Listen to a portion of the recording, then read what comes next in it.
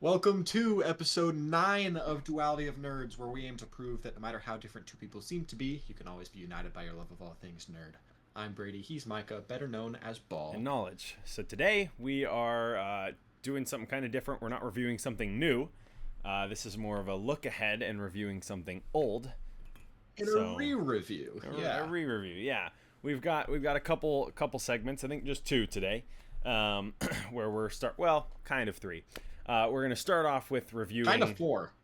kind of four because of two movies. Yeah. Yeah, we're gonna start off with reviewing Dune and Dune Part Two.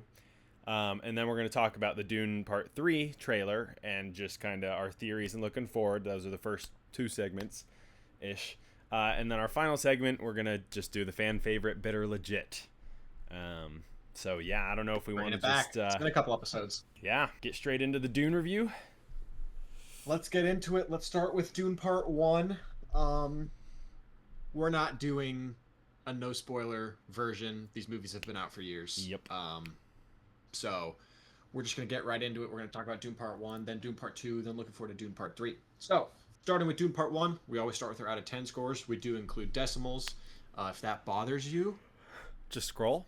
click on a different video. Click on a different video. We do decimals for our out of 10 scores. Our out of 10 Oh, by the way, preface. We both rewatched these movies today. Like, literally just rewatched them. We both essentially watched them as a 5-hour movie, which is how they say you're supposed to do it. And then, literally right before recording this, we just rewatched the Dune Part 3 trailer. So this is all very fresh in our minds. Yep.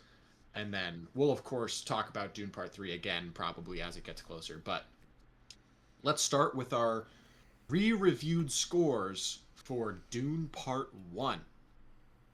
Before we say it, I need to say mine has a huge asterisk, which we will get into. Okay. Our out of 10 scores for Dune Part 1, re-reviewed, 3, 2, 1, 8.4. 7.1. Wow. We are pretty. This is a pretty big different. gap. Yeah. Pretty big gap. What's your asterisk? My asterisk is my enjoyment score drops it to a 4. Yeah, fair enough. I can objectively be like, okay, the movie looks incredible. The movie sounds incredible. Why does it fall down to a 4? If you don't mind, I'll just get us started with Go ahead. my biggest negative. Holy smokes, this movie drags.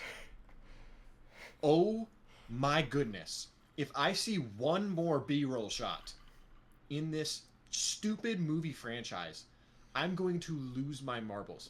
I can appreciate when a good director with a good vision puts in good scenes to make you see something good. It should not be 40% of the movie. 40% of the movie is the audience is just supposed to be like, wow, that looks really cool. But nothing's happening. Like, that's literally almost half of the movie. Yeah. The one scene where who's Stellan Skarsgård character? Baron Harkonnen. Baron, whatever. When he's in his like little freaking hot tub thing, and then he pops out of it to say one single sentence and then fall back into his bathtub. That scene was 15 minutes. One sentence was spoke. And then the scene ends with a completely black screen, which is supposedly the surface of the bathtub that he's now under, for 15 seconds. I'm like, okay, I get it. It's a black screen. Can we please move on? I can appreciate these movies. The story is compelling. The characters are interesting and written very well. That's all thanks to the book. Holy smokes, this movie drags. Oh my goodness. Put down the camera. Like, it's just too many B-roll shots. That's my biggest negative. Do you have any negatives? Yeah, it's slow. That's always been my big negative. I've seen this movie way more than I think I've seen Dune Part 2 either 2 or 3 times. I've seen Dune Part 1 probably 10 times. I really liked it. Be able to get to the point of watching it. Yes. Well, when it first came, the first time I watched it, I was very confused. Second time, it made a lot more sense. And then as I continued to watch it, I continued to see more that I appreciated. I know you don't like B-roll shots that are just to visually pleasing. I do not to this extent, but I do really enjoy them, especially because the TV that I watch them on, it looks phenomenal. But yes, it is a very slow movie. It is also pretty confusing. The nice thing about a lot of those like slow shots or things that nothing's really happening, at least we get to listen to Hans Zimmer during those.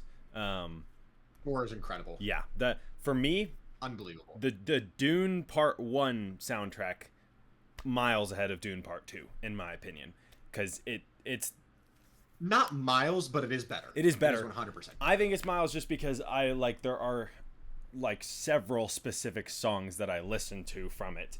And it's mostly because it's mostly because Hans Zimmer created the Dune sketchbook that was like kind of the fundamental pieces and sounds of all the songs, and then made the soundtracks basically from that sketchbook. And he most heavily did that in Dune Part 1. So I think the soundtrack is definitely a lot better. So that was a redeeming factor. Cool. But yeah, I think just the only big negatives are slow and confusing. If you haven't read the book, which neither of us have or really plan to at this point. I will say that the first time I watched Dune Part 1, I've seen Dune Part 1, this is my third time. First time watching Dune Part 2 today. So, first time watching Dune Part 2. I agree with you that on the first two watches I was pretty confused. Yeah. But the first time it came out, I watched it like when it came out. So I was... What year was that? 2022? 21. 21? So I was 15. Yeah. Like, I wasn't really... Like, at that point, I just wanted to see the action. I didn't really care about the story.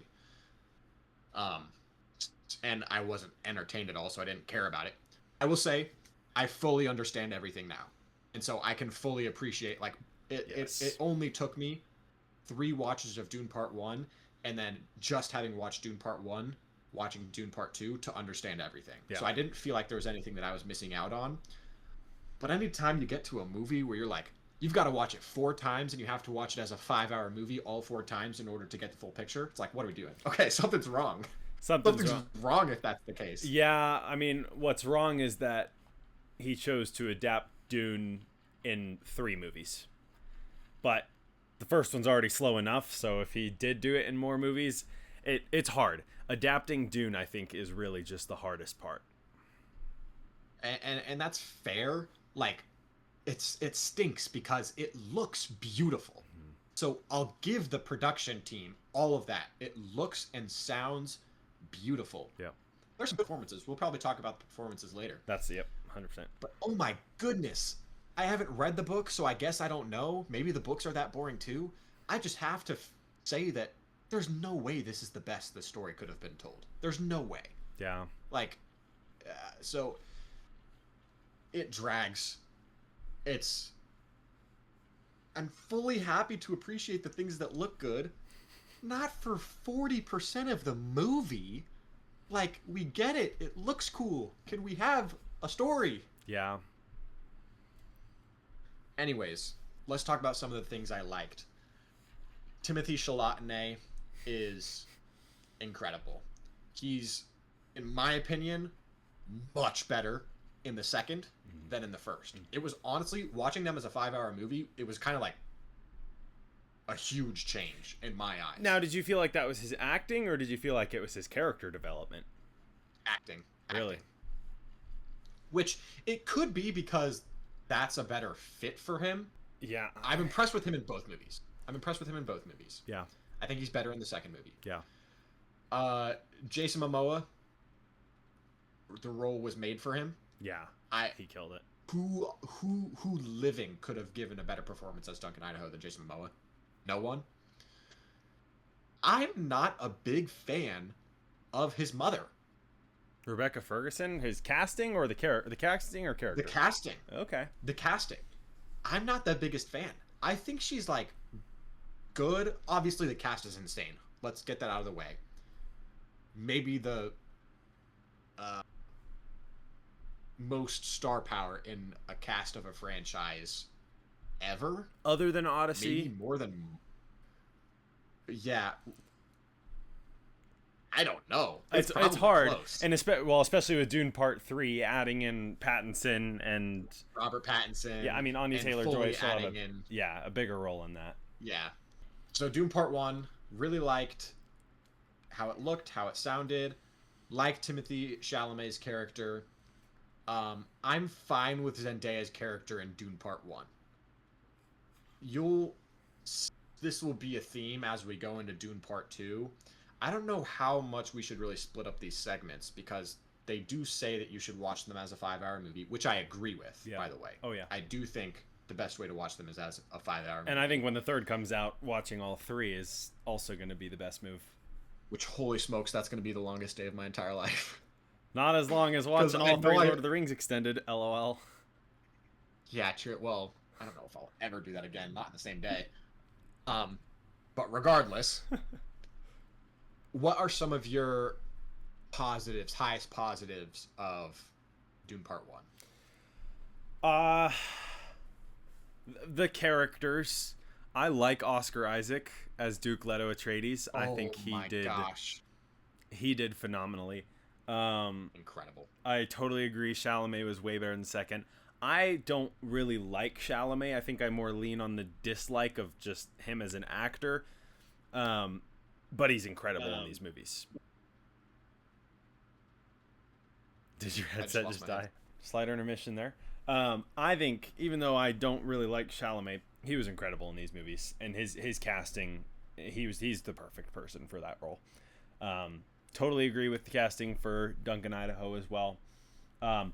Choosing Stellan Skarsgård for the Baron, phenomenal casting. Dave Bautista as his son, I think it's a son, also phenomenal casting. That's his son, yes. Yeah. Just overall, the casting is one of the biggest strengths. I really like the intro. The intro sets up the movie pretty well. I think we get a good enough explanation to understand, what's going on, even if there's more other things that are confusing. But it's absolutely, I think the biggest strength is just the visuals and the sound, which I'm an audiophile, love sound. I've got a really good TV, so it's made me love visuals just as much. That heavily contributes to why I love this movie so much, which I should also throw it out there. Denis Villeneuve, the director, he's my second favorite director of all time. So there's maybe a little bit of bias there. But he's got a lot of he does so much similar stuff in Blade Runner 2049 and Arrival, and I love it. So heavily contributes. Yeah, I think that's completely fair. I think, again, it's really hard to argue with this. I have to just fall back on it's got to be preference, which is why I give it a 7.1. Yeah. Because I can see, this is a good movie. Yeah. It's nowhere near average. It's well above average. In my opinion, it's nowhere near elite or top of the top. So I'm trying to it's just got to be bias and personal opinion because I know how good it is. Yeah. I think we should get into Dune Part 2. I agree. Because it's going to be a lot easier to talk about this as a franchise. Yes. Because I have some talking points for it as a franchise. Yeah. Let's get into out of 10s. Our out of 10 scores for the re-reviewed Dune Part 2. 3, 2, 1.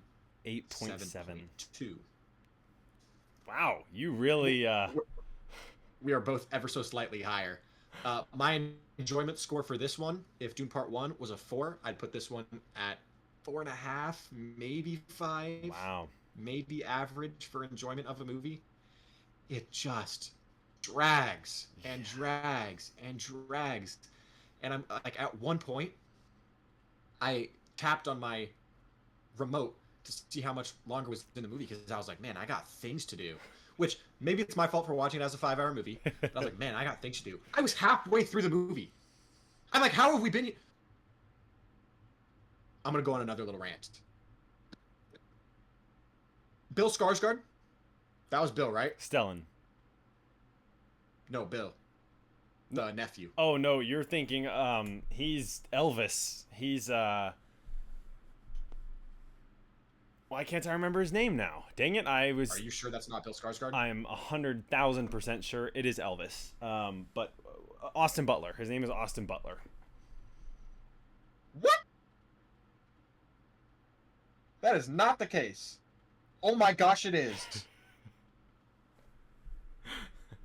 Yes. Wow, that looks nothing like him. That looks like Bill Skarsgård. A little bit. Am I wrong? No, you're not wrong at all. Yeah, but Austin Butler as Fade Routha. Oh my... Yeah, I know. That's not him? It's not.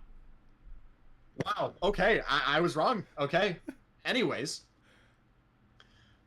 Man, that makes the kissing scene so much worse because it wasn't father-son. Anyways. His whole arc for setting up his backstory was good. I liked it. It was still too long. So it's like even my highlights of the movie were still too long. There's also some stuff that's really whack with that. Paul Atreides, correct me if I'm wrong, is supposed to be like this this absolutely elite fighter. No one alive can beat him. Paul Atreides, correct? Not by this point. This is him on his way to being that. Right? It's like Invincible. Right? We're in season 4 of Invincible. Okay. But regardless, we still have the same issue because that goon that the nephew on like his birthday, celebrating his birthday, that whole sequence. Yeah. That goon that wasn't drugged, that was almost as long as his fight with Paul Atreides, and it ended almost very similarly. True. Like, there's no way that goon and Paul are the exact same fighting level. But he, like, struggled just as much. They were both trained by the same people, right? They were both trained by Duncan and whatever Josh Brolin's character's name is, but... I refuse to believe that at this point in the story... No, that's fair. Paul Atreides is not the strongest. We might also just... But we might also not have been... The setup for Fade Routha might not have been as good as it should have. He might actually be a more elite warrior than Villeneuve was able to portray. That's possible. Could be. Let's get into... It drags, that's my biggest negative. Let's get into my second biggest negative of the franchise. Name a single character in the franchise that's alive that you like. Like, as a character, you like that character. Dope character. Good guy. Good. Gurney. Cool gal. Josh Brolin's character.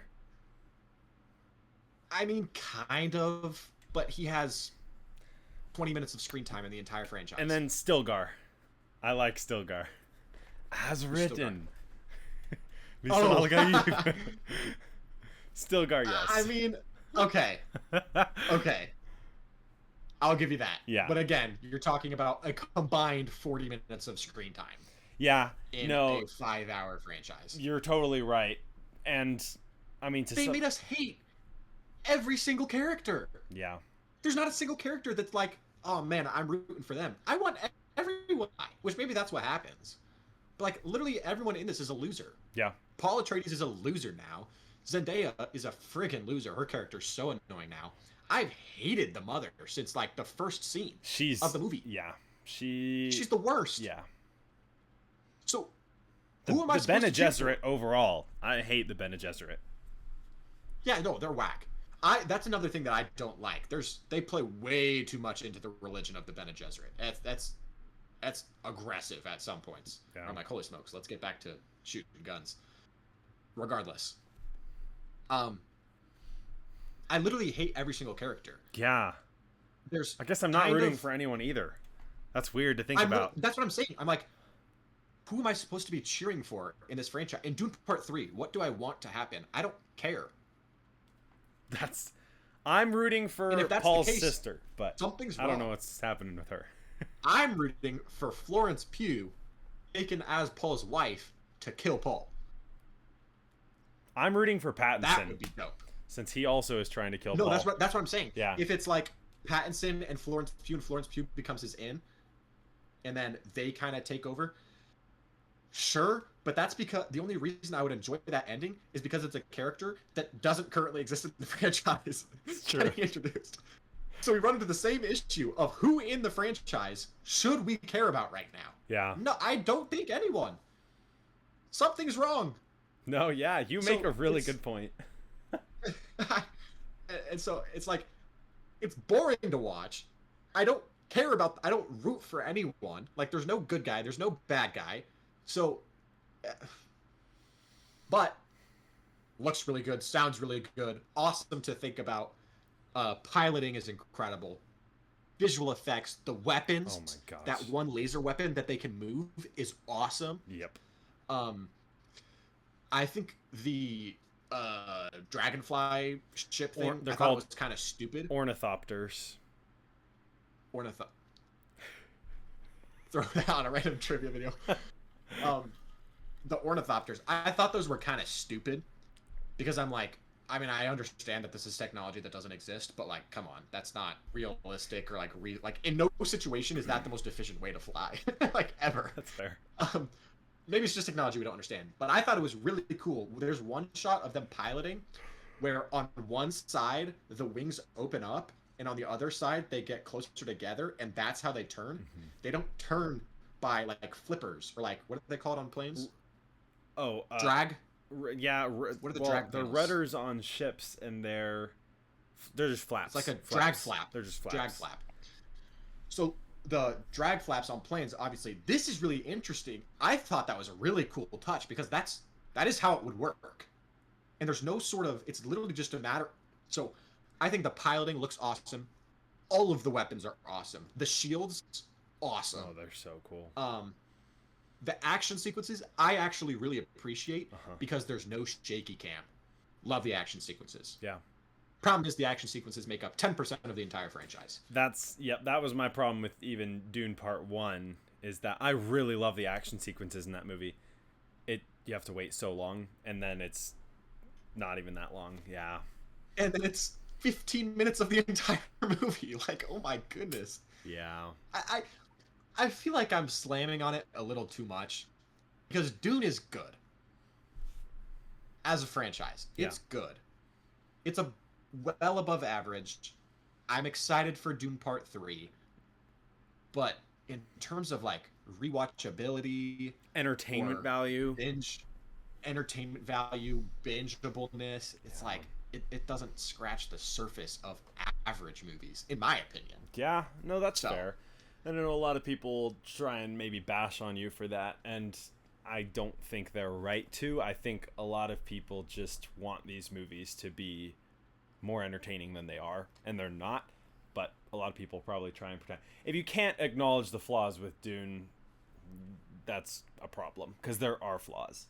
And I had this issue with Dune Part 1 when I watched it for the first time, and people were talking to me as if I had some sort of like media illiteracy because like I was talking about how the B-rolls were so obnoxious. I've had this take since like when I was 15. Like I've thought this for 5 years. Yeah. And I'm like, the B-rolls are just so obnoxious, and they're like, oh, but they look good. They look good. You're just media illiterate. You don't understand how good it looks. And I'm like, no, it looks good. It's just 40% of the movie. That's obnoxious. Yeah. It should not be that much. There should not be that much. Oh, look at how beautiful this is. You're telling a story, right? Yeah. This isn't a magazine. You're telling a story, so please tell the story. And I think you're right. I think that I is partially a preference thing as well. Because I think a lot of people do 100%. enjoy that. And I do enjoy it. Maybe not to the extent that some other people do. Because honestly, like that's one of the things I really like is just the cinematography and the really good looking shots and all that. But you're right, it's too much. There is a point where it becomes too much. So I wish more people understood that for sure. But Give us like a overarching look at the story so far, because I do think the story is compelling. yeah. And so before we go into looking forward to Dune Part 3, I want you to kind of take us through the story as a whole. Yeah. And then if there's anything that like jumps out at you as like, oh, I actually want to talk about that interesting me or whatever, Yeah. we can do that. But like for the viewers, we haven't really talked about the story, so let's talk about that. Yeah, so Dune Part 1 kind of starts with an intro that thankfully explains to us where we have this planet Arrakis where there's this resource called spice. And the natives on Arrakis use this spice as a sacred hallucinogen. But what spice is actually used for is it's the only way to navigate interstellar travel. Navigate. So Yeah. they say it's the most valuable resource in the universe because that's the only way that they can do interstellar travel. Super interesting.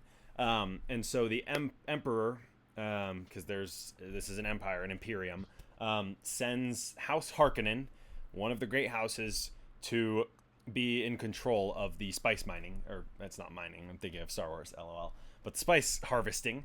And so the Harkonnens are doing that.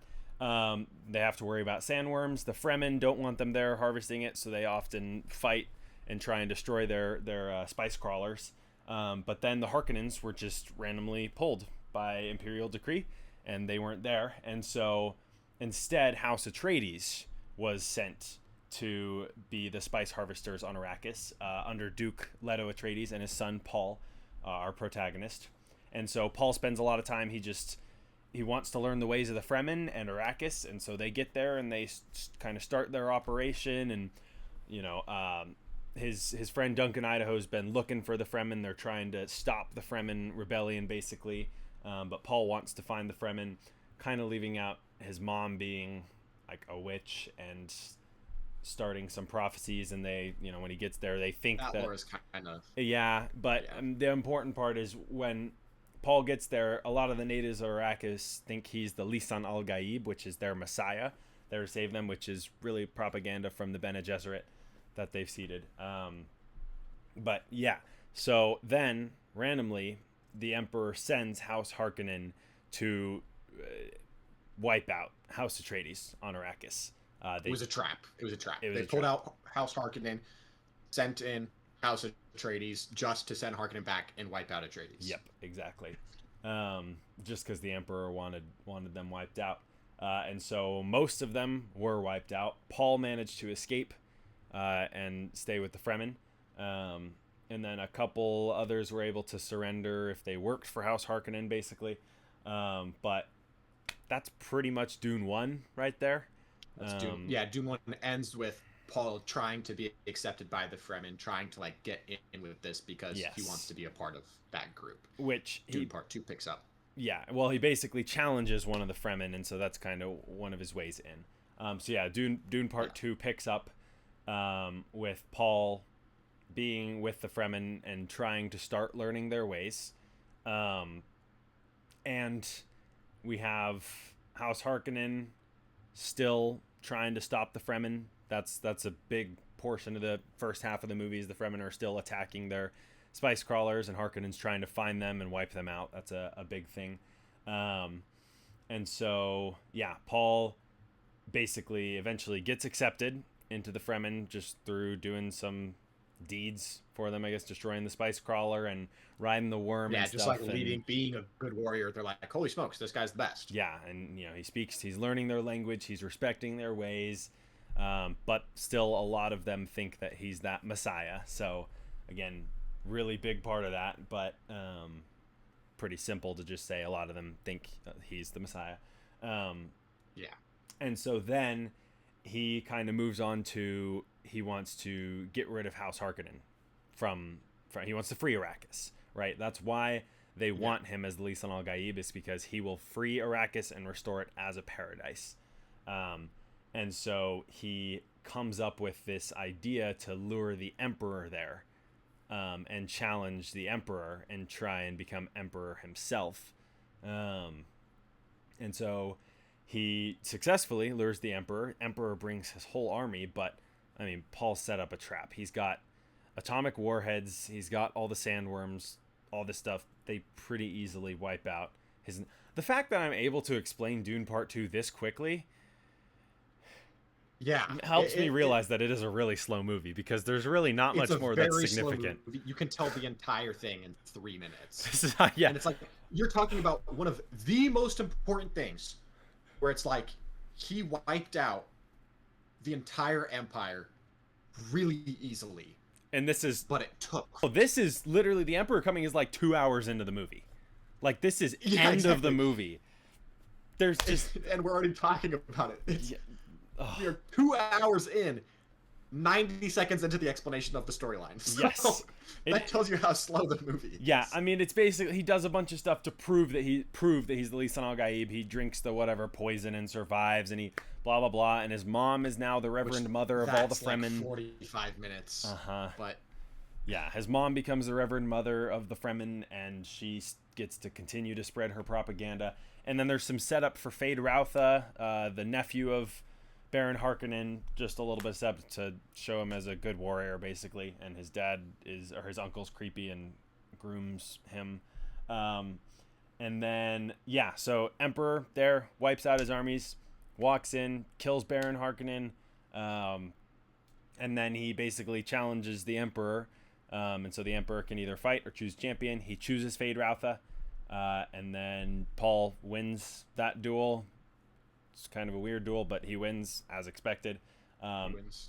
Yep. I guess I'm leaving out. He fell in love with Chani, with Zendaya's character, and said that he will love her as long as he breathes or whatever, and he will always choose her, blah, blah, blah. And then he decides that he's going to marry the Emperor's daughter in order to become the Emperor, which doesn't mean he loves her. He still tries to convince Chani that, he's just whatever, but he's betrayed Chani in this, ultimately.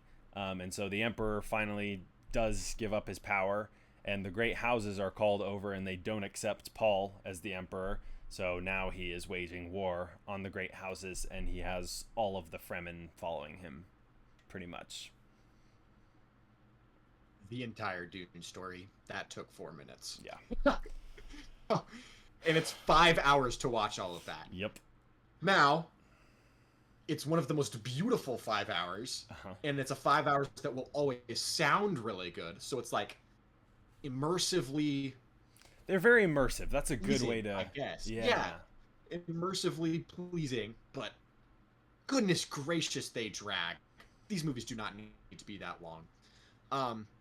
I will say, you actually talking about it, and forgetting to mention their love story builds in perfectly to one of my points, that this is the least compelling love story I have ever seen in all of cinema ever.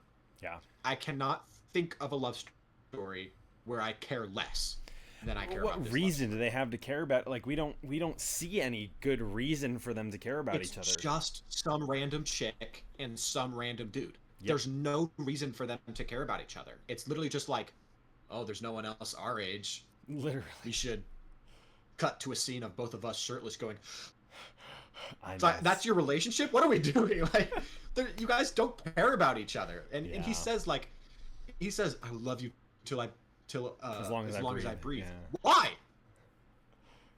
Why? We're not given much in the movies.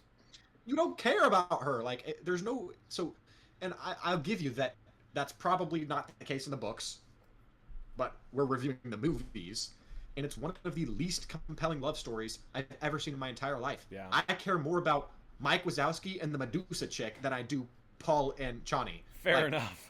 I and they have 3 minutes of screen time together. So it's a bad love story. That is supposed to be a huge arc of the story, and it's such a nothing burger. Yeah. We are hating on Dune, I feel like, a little too much. It's good. It is good. At the end of the day, it's good. They are very good. And, I mean, as far as we talk about they're slow, for reference, my favorite movies of all time are the extended Lord of the Rings movies. I'm used to slow movies. I think Lord of the Rings does slow a lot better than Dune does, though. Because at least the slow is still story and dialogue, not just panning shots. Right, dialogue and actually story and building characters extra more than the original cut. So it's that I can fully get behind. Yeah. Because it's more of the story, not more of the look at this black sludge that some fat guy with a robotic spine sleeps in. Yep. What? I don't care. Try and spend that 45 minutes that you spent on a hot tub scene building up the supposed love story between our main protagonist and his love interest. Yeah. So I fall back on, at the end of the day, it's good. But there's no way this is the best this story could be told. There's just no way. I think we should get into Dune Part 3, because looking forward to the future, we have some Yes. excitement. And for anyone I'm excited for it. anyone who's here for like these predictions, we don't know the books, and we are not looking up anything from the books that will explain the trailer. So this is literally just our theories from what we see from the trailer. So if you're looking for explanation of the trailer and breakdown, that's not here. This is just not more, us. yeah. This is theories of what we saw. So I don't know if you want to get us started. Absolutely, I do. So necromancy, what are we doing? Yeah, I have no idea how Duncan Idaho comes back, but it seems like he doesn't know Paul, or Paul Duncan doesn't Idaho. know him. It feels like, yeah, but it's like there was that they were saying something to each other. Yeah, I don't know. I don't know how he comes back. It's not a different Jason Momoa character. It's Duncan Idaho. Yeah. He does the blade thing on his head. It's Duncan Idaho. You're kind of right that their interactions are not like them. Mm-mm. Maybe that's because Buzzcut Paul is like a demon, and like he's changed so much, and that's going to be an arc of Duncan Idaho's like, I don't even recognize you. Yeah. Sure, Totally I guess. But how the fart did Duncan Idaho reappear? I don't care how Duncan Idaho is back. That should not be in the trailer. I hear that it's like a unanimous decision that everybody freaking loves Duncan Idaho. Yeah. He's one of the best characters in the entire franchise. If you're bringing him back, I don't care if it's in the book and most fans going to see it will know that he comes back. Yeah. Don't put him in the trailer. Like, that should totally be a surprise. Duncan Idaho is back. Or for the book readers. It's like the very end of the trailer and he doesn't say anything. We just see him for like 2 seconds. Exactly. Like Cap in the Doomsday trailer. Yes, that exactly. would be appropriate. Yeah. That's not the case. This trailer literally makes it look like it's a Duncan Idaho story. Yeah. He has probably as much screen time as Paul does in the trailer. It's like, yeah. what are we doing? True. So, I mean, I'll be happy if he has a big role, so. Oh, me too. I'm just so confused. Yeah. Because nothing in the franchise has made us talk about necromancy yet. Let's get into Zendaya's role. I was going to say, Chani's pregnant, I guess, and they're somehow still, like, together? I don't know. It's like we never see Paul interact with his wife. True. And Connie is pregnant, but then we're in the middle of the desert, and he picks up her armband thing. So now Chani's missing? Chani's been taken? Or that's her sign of, like, she's leaving him. That's kind of my theory. Is that she's done with him. And then 45 seconds later, we see her in full battle gear, prepared for war. The pregnant lady. The girl who we just saw being coddled with her pregnant belly. Yeah. 45 seconds later in the trailer, she's in full war gear, prepared for battle. So there has to be some big time jumps here in order to have her not pregnant, or early pregnancy to definitely pregnant to Paul Buzzcut. There's going to be some big time skips, I think. And it seems like that, because we see long hair Paul, we see Buzzcut Paul, and then we see Buzzcut Paul with tattoos and scars. Scars, yeah. Yeah, so there definitely is time jumping happening in this, which is not the case Dune Part 1 and Dune Part 2. Mm-mm. Dune Part 1 and Dune Part 2 are very sequential. There's no gaps. Yeah, anywhere. even between the two movies, there's not really gaps. That actually is one of my highlights that I forgot to mention. I really appreciate when a sequel picks up right where it left off. Yeah. I hate when we start 45 years in the future and then half the movie is us playing catch up. Yes. I don't like that. Yeah. So I appreciate that. I hope that's the case with Dune Part 3, but there's definitely some time jumping going on. Yeah.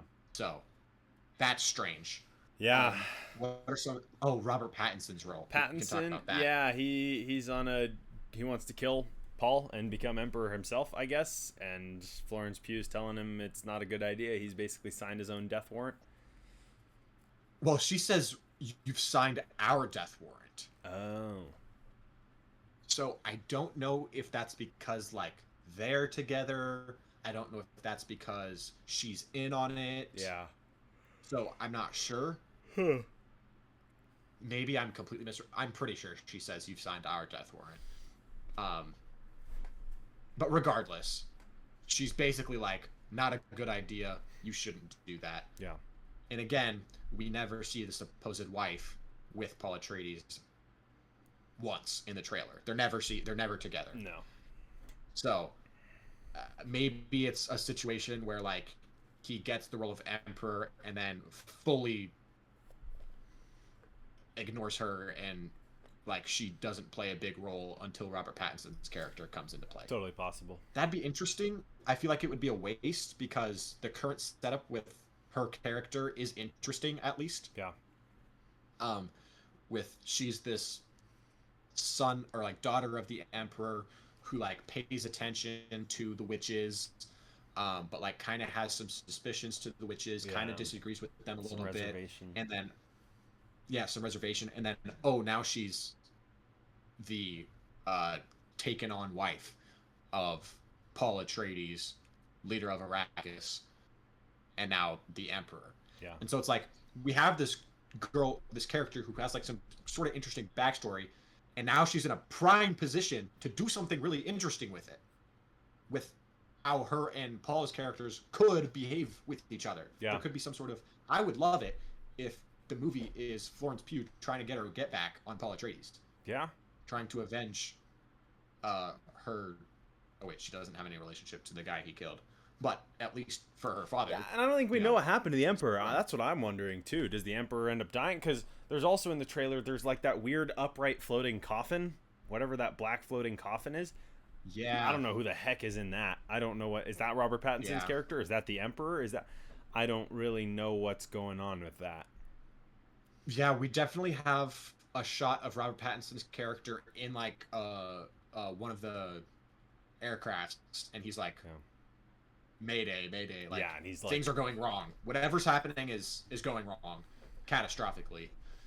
And then we have the shot of the silhouette getting eaten by the worm. Yeah, which before it's shown like Chani, and then it cuts to that silhouette, but I don't think that's actually supposed to be her. I think it's supposed to. I don't think it's supposed to be Chani, because it shows Chani silhouette getting eaten, and then Chani putting her hand on one of the worms. Yeah. So I'm assuming it's like Chani watches the silhouette get eaten, and then is like has some sort of connecting to the worm moment. Yeah. I don't know. That just sounds stupid. I hope that's not the case. Yeah.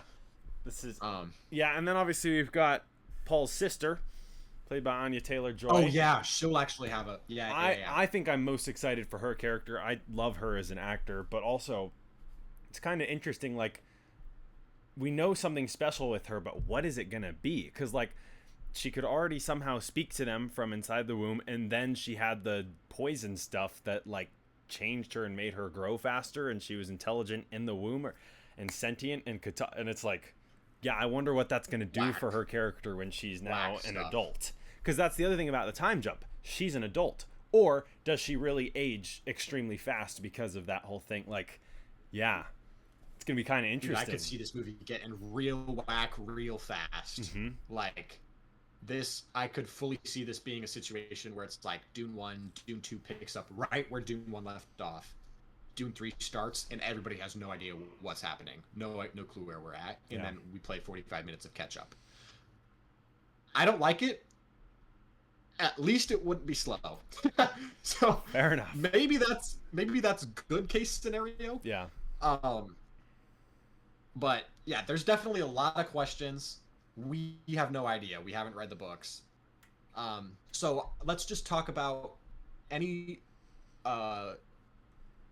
one thing we're most excited for to have our eye on, and one big prediction that we have. Okay. Again, we don't read the books. Paul's gotta die, right? Paul's gonna die. Paul's going to die. Yes. I think that's the big prediction. Is he the silhouette? No. I think he's gotta die differently. Interesting. If Paul dies, I think it will be in some sort of duel against Pattinson? Ooh. Not Robert Pattinson's character. I don't think What so. is his sister's? Is his sister with him, or is his sister against him? Because it'd be really interesting if his sister was against him. Because that's kind of what I've been thinking about too. I was originally, every time you say you're most looking forward to the sister's role, I think I'm most looking forward to Florence Pugh's role. But now with the idea that she could be in opposition of Paul, I think I agree with you. That's a really interesting idea. Yeah. So maybe that's another prediction, is she might be against him. Yeah, I feel like I'm just looking forward to, honestly, the conclusion. I mean, there was so much satisfying in the conclusion of Dune 2, like when the Bene Gesserit mother tried to start talking down to Paul and he silence. That was so satisfying. Yeah. Like, I'm looking forward to that was very people getting put down. Yeah. It's kind of okay. Yeah, I think so. I'm changing my thing I'm looking forward to most from Florence Pugh's character to the sister. Yeah, I think she'll have a big role. Yeah. And predictions, I'm guessing it's gonna be a sort of Armageddon story where everyone dies. I think the a lot of the Furman die in a scenario where Paul will be to blame. I think the Royal Court, those guys, like the Florence Pugh, the Robert Pattinson, those types of characters, they're all going to die. The Great Houses. The Great Houses are going to get wiped out. And his mother is going to die, and that's going to be a huge deal. And then I do think the movie ends with him dying. Yeah. Probably him being the silhouette, getting taken by the sandworms. And that feels like... Yeah. I don't know. It feels like that's what they want us to think right now. Right, because it would be interesting if it ended like Revenge of the Sith, where he wins, and he is Emperor, and no one can stop him. That would be really interesting. Bringing it back, fan favorite, bit or legit. We've got 3 each. You get us started. Alrighty. Bit or legit. Spider-Man Brand New Day is the best live-action Spider-Man movie. It's a good take. It's a good take. On the basis that I agree with it, and I'm sure you know ball, I'm saying that's legit. That is a legit take. I think it is the best live-action Spider-Man movie we've had. It felt so Spider-Man, not super MCU, little bit of cameo kind of connection to MCU, but as a raw Spider-Man movie of his development other than him becoming Spider-Man, you know, because like seeing a Spider-Man becoming Spider-Man is so classic, but like him already being Spider-Man and his development, pretty stinking awesome. It's incredible. I wholeheartedly agree with you there. I'm glad that's a legit. I agree. Yeah. I'm going to have to look at my notes here. Holy yes. white. Okay. I know, getting flashbanged. Harry Potter is the best fantasy franchise, objectively. Bit or legit? I mean, a lot of people would say Dune. Most people should say Lord of the Rings. I don't think you can say Harry Potter is better than Lord of the Rings, and I would say Dune's better, but I think that's a bit. That's got to be a bit. It's a bit. Yeah, okay, good. It's 100% a bit. I do have it behind Lord of the Rings. Okay. I don't think any fantasy franchise will ever beat Lord of the Rings. It's too good. While I do think Harry Potter could be a bigger fantasy franchise, I don't think it will ever stack up to how good of a franchise Lord of the Rings is, like completeness-wise. Yeah, that's an absolutely valid take. Moving on to my next one. I mean, I kind of just spoiled it. Okay. It was originally the Dune trilogy is going to be better than the Lord of the Rings trilogy. But you kind of ruined mine for me. So I did kind of ruin it. That's okay. That's okay. I'll move on to my other one. Dave Filoni should not be the head of Star Wars because he's too attached to Clone Wars characters. I hear that argument so much. I hear that take a lot. I don't think you're that brain dead, idiot, stupid. I'm going to say that's a bit. Absolutely a bit. I don't understand. I mean, the people who complain, the people who actually think this always go, he just does fan service. What else is the point? Nobody's gonna watch something that fans don't want to watch. What do you mean fan service? Yes. Exactly. That's the whole point. Why do movies exist? Entertainment for who? Fans. It's a bad take. Oh my gosh. It's a bad take, when dude. People complain about fan service, it makes me so I'm like, there's no way you can actually be this ill in the mind. How? You can't think that. Yeah. Oh man. Great take. I wholeheartedly agree. All right. I knew you weren't that stupid. Another flashbang? Yes, here we go. Shang-Chi is a top 8 Marvel movie.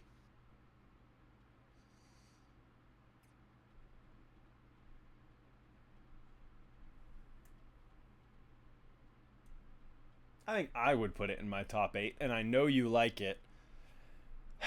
And I'm trying to think of. I think that's a legit take.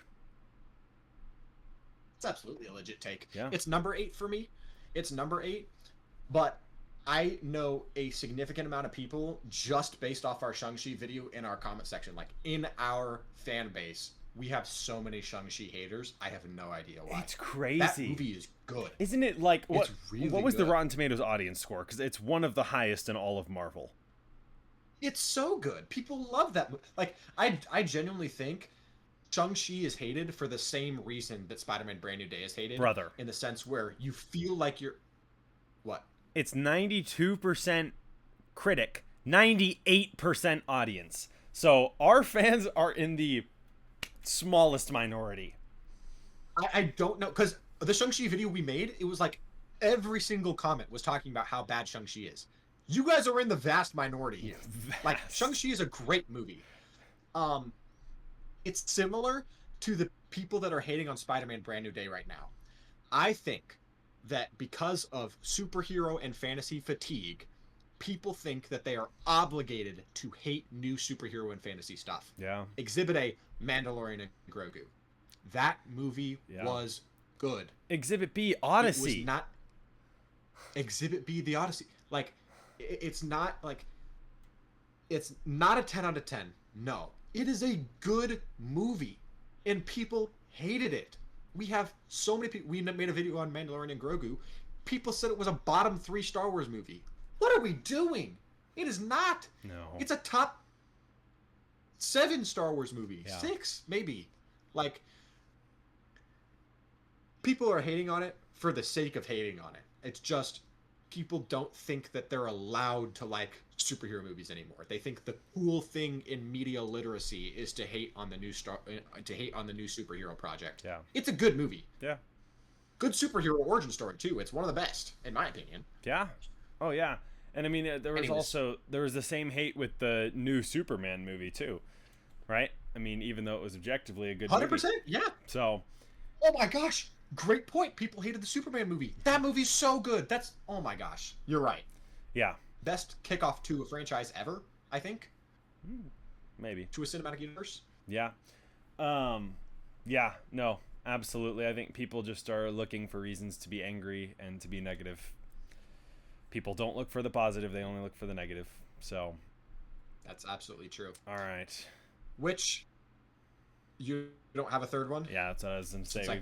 We've got your last one. I'm going to be switching up the topics here big time. This is nothing that we've talked about already. Bit or legit, Disney ruined Star Wars. Ruined Star Wars. Ruined. Disney did Rebels. Disney did Clone Wars Season 7. Disney did Mandalorian. Disney did The Force Awakens. I think you think that's I would also think it's a bit. That is absolutely a bit. The people who say Disney ruined Star Wars do not understand how big this universe is and how high the highs of Disney Star Wars are. How many 9 out of 10 projects would the average audience assume that Disney Star Wars has? 0. How many are there? Maul Shadow Lord, Mandalorian Season 7, Mandalorian as a whole, Clone Wars Season 7, Clone Wars Season 7, Andor, Force Awakens. What do we do? That's like, it took me 10 seconds. Those are all 9 out of 10 minimum projects. Yeah. All Disney, by the way. And Rebels. The franchise Rebels is massive. What are we talking about? Ruined Star Wars. Yeah. They can still do so much. I have so much faith in Disney Star Wars. I They've made a lot of this mistakes. might this They've made a lot of mistakes with movies and some shows, for sure. But for sure. cannot rule them out But entirely. you cannot rule them out entirely. They've given us some of the best Star Wars we've ever seen. In my opinion, Star Wars the Season best. 7. Hot take, bro. The Fall of Mandalore, or Siege of Mandalore, is maybe the best Star Wars we have ever seen. I think those last 4 episodes of Clone Wars Season 7 are the best Star Wars content in existence. That will always be a take. I think it is near impossible to argue with that. Yeah. Like, someone can say they disagree, but they cannot say you're wrong. Yeah. That you just can't. Yeah. It's that good. So, no, I think those people are, like, they're not Star Wars fans. At the end of the day, we gotta say it how it is. Mm-hmm. You know, comment on our trivia videos and comment on our I Can Name videos and on our Guess the Star Wars Character by the Lightsaber videos and all that stuff. And then every time we mention the sequels or anything relating to the Disney shows or Filoni or anything like that, prequels in some cases. Yeah. They're like, oh, that doesn't count. Real Star Wars fans don't count that. No. A real Star Wars fan does not deny 33%, 50%, or 66% in some cases of the entire franchise. Yeah. If you deny and say you literally hate 50% of the franchise, over 50% of the franchise, you're not a Star Wars fan, which is fine. That's fine. You can be a fan of the original trilogy. Yeah. You can say, I'm a fan of the original trilogy, not a Star Wars fan. That's completely fine. Or I'm a Star Wars Legends no fan problems. more than a canon fan. Sure. Totally Absolutely. fine. But sure. Don't say that real Star Wars fans deny over 50% of the franchise. Yeah. Okay, let me try this. Real Los Angeles Chargers fans hate Justin Herbert, hate Keenan Allen, hate Lad McConkey, hate Omarion Hampton, hate Joe Alt, hate Rashawn Slater, hate every single player on offense, only cheer for defense. Those are the real Chargers fans. Star Wars is what it is. It is not what you want it to be. Ooh. Bars. And if you're not a fan of that, that's fine.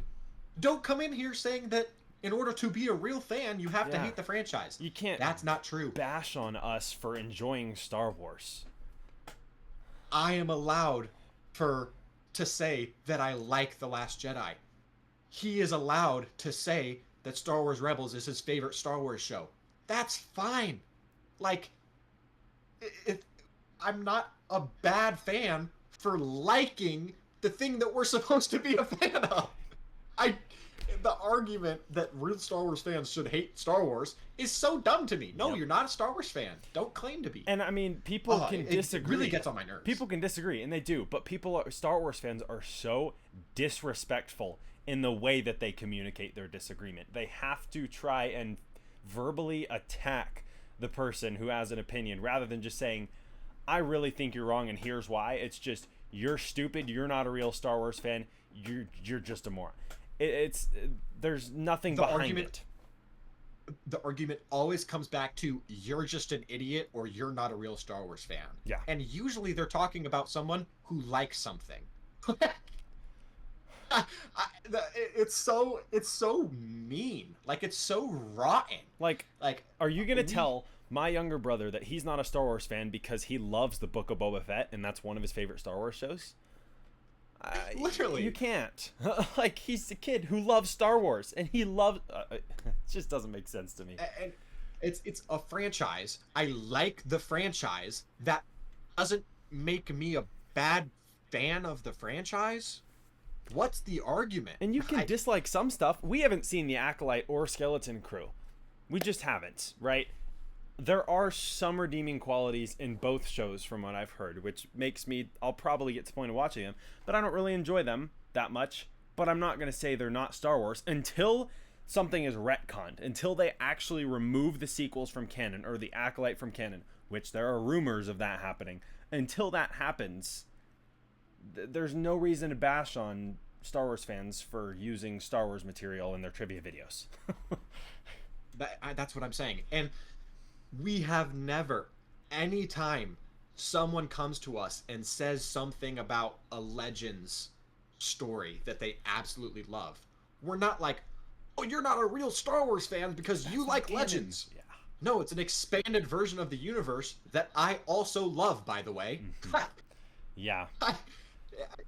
It's never made sense to me. It honestly has started to bother me how hateful Star Wars fans can be, and how their argument is you're a bad Star Wars fan for liking Star Wars. Yep.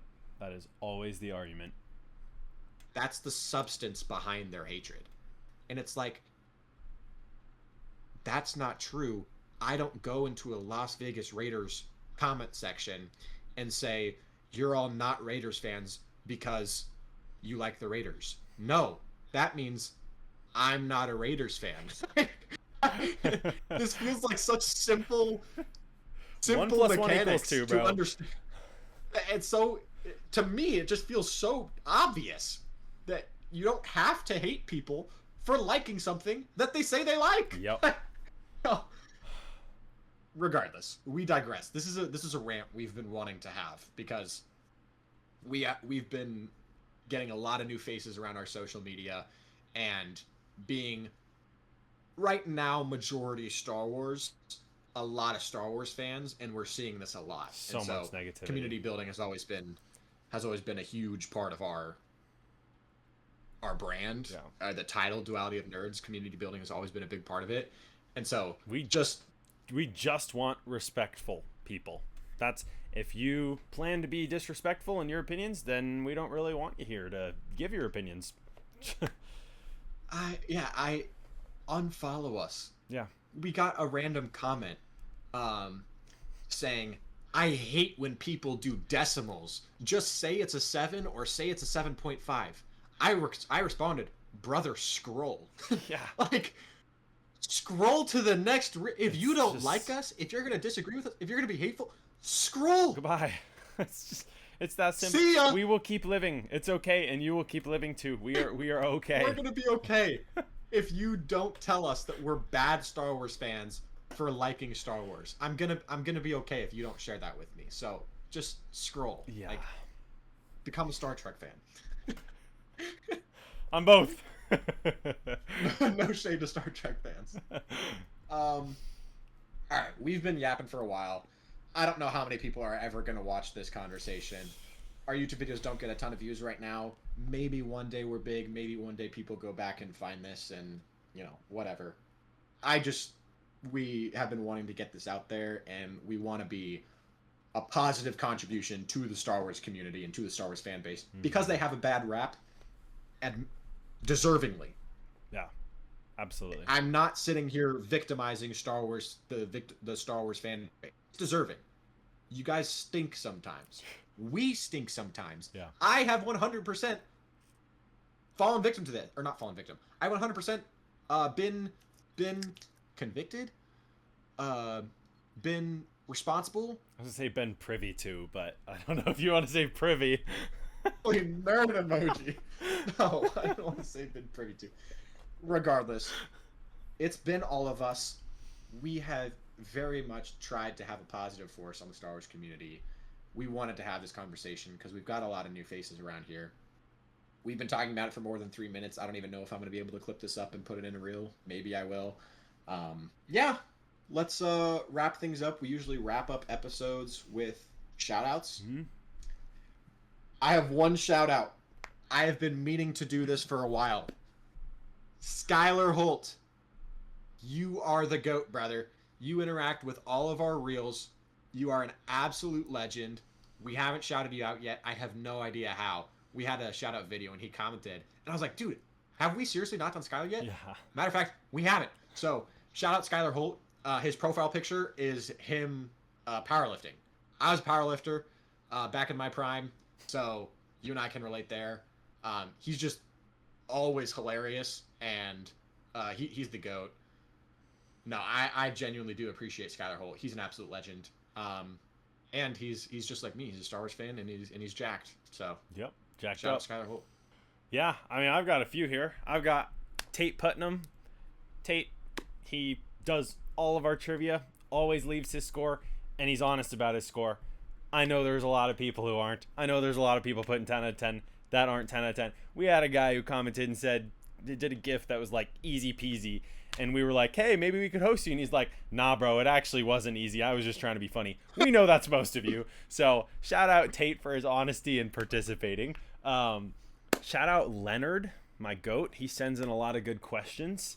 I've used quite a few of his lately. He is pretty engaging in our reels, and he's always got something interesting to say, and he's respectful. And then probably the big shout out for me, Angela Peretta, probably the nicest person in our entire page. Always has She the is sweetest exactly things. what we want our community to look like. She is just the sweetest, kindest human being, and she has like meaningful things to say to the conversation too. It's not like she's awesome. That's a great shout out. Yeah, absolutely. She always watches the full video and always has something to say that's nice, encouraging, funny. I mean, she's just as respectful as we want everyone else to be. Yeah. Shout out Angela Peretta. While we're at it, shout out Joe Alt, go Irish. Shout out Justin Herbert, greatest quarterback of all time. As always, no clue how to do YouTube outros. If you want to see more of us, you know exactly what to do. You don't need us to tell you.